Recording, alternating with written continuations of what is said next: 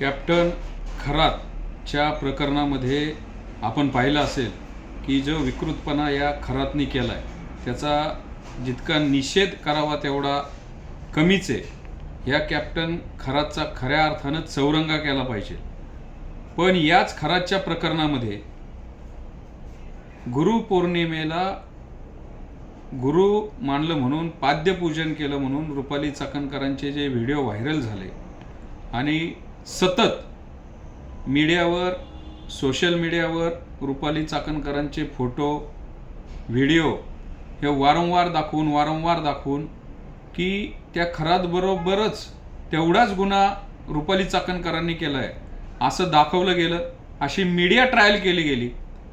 खऱ्या अर्थानं आपण जर पाहायचं तर या खरातबरोबर तत्कालीन मुख्यमंत्री एकनाथ शिंदे, मिलिंद नार्वेकर, दीपक केसरकर, सुनील तटकरे, एकनाथ शिंदेंचे सुपुत्र चंद्रकांत दादा पाटील, जयंत पाटील या सगळ्यांचे फोटो आहेत।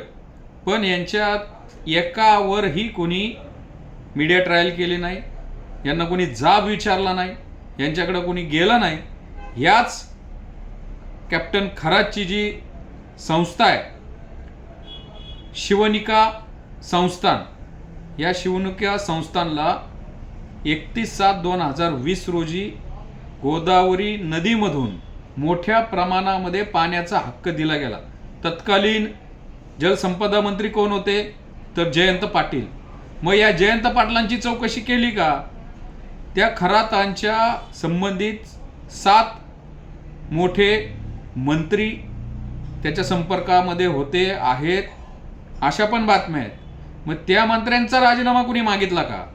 तर केवळ ओबीसी समाजामधील एखाद्या महिलेला अशा प्रकारे ट्रोल करायचं, मीडिया ट्रायल करायची आणि मग कुठल्या तरी घटनेतनं कुणाची तरी विकेट घ्यायची, ही जी आता ट्रेंड पडत चाललेली आहे त्याचाच हा एक मोठं उदाहरण आहे।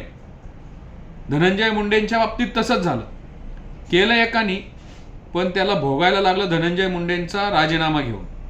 आता ज्या काय आता महिला रुपाली चाकणकरांवर अत्यंत खालच्या दर्जाला जाऊन टीका करतात, रुपाली चाकणकरांनी बाया पुरवल्या असं आरोप करतात ते। खऱ्या अर्थानं महाराष्ट्रामध्ये एका उच्चपदस्थ महिलेचं कॅरेक्टर असॅसिनेशन, त्याचे आबरू नुकसानी हे आपण बघतोय। त्या सोशल मीडियामध्ये रुपाली चाकणकरांचे मॉर्फ केलेले व्हिडिओ, घाणघाण बोललं जातंय। हीच महाराष्ट्राचा, हाच पुरोगामी महाराष्ट्र आहे का? त्यामुळं कुणाचा तरी एकाचा बळी द्यायचा आणि बाकीच्यांना वाचवायचं, हे असंच महाराष्ट्रामध्ये चालणार आहे का? त्यामुळं रुपाली चाकणकरांच्या बाबतीत जर ठोस पुरावे असतील तर नक्कीच तुम्ही त्यांचा राजीनामा घ्यायचा होता आणि जर घेतलाय तर त्यांच्या विरोधात काय पुरावे आहेत, त्यांनी त्या कॅप्टन खरातला पाठीशी घातलंय का, हे पण बघणं तितकंच महत्त्वाचं आहे। आणि जर फक्त त्यांचं पाद्यपूजन केलं आणि सर्वात महत्त्वाचं म्हणजे आत्ताचं जे भाजप सरकार आहे हे गुरु परंपरेला मानणार आहे। आपण बघितलं असेल याच्या आधी आसाराम बापूंच्या पाया पडणारे नरेंद्र मोदी बघितले असतील, अमित शहा बघितले असतील, त्या बाबा राम रहीमच्या दरबारात गेलेले बघितले असतील, त्या नित्यानंदच्या आश्रमात अनेक राजकारणी गेलेले बघितलं असेल। या माध्यमातून अशाच प्रकारे मीडिया ट्रायल करून कुणाचा राजीनामा घेतला नाही। मग तुम्हाला एका ओबीसी महिलेलाच तुम्ही अशा प्रकारे ट्रोल करताय, मीडिया ट्रायल करून तिची राजकीय सामाजिक कारकीर्द खराब करताय, एक समाजातली एक प्रतिमा मलिन करताय। तर याचा मी जाहीर निषेध व्यक्त करतो। त्या चुकल्या असतील, त्यांनी पाठीशी घातलं असतील, काही पुरावे असतील तर नक्की ते महाराष्ट्रासमोर यावे।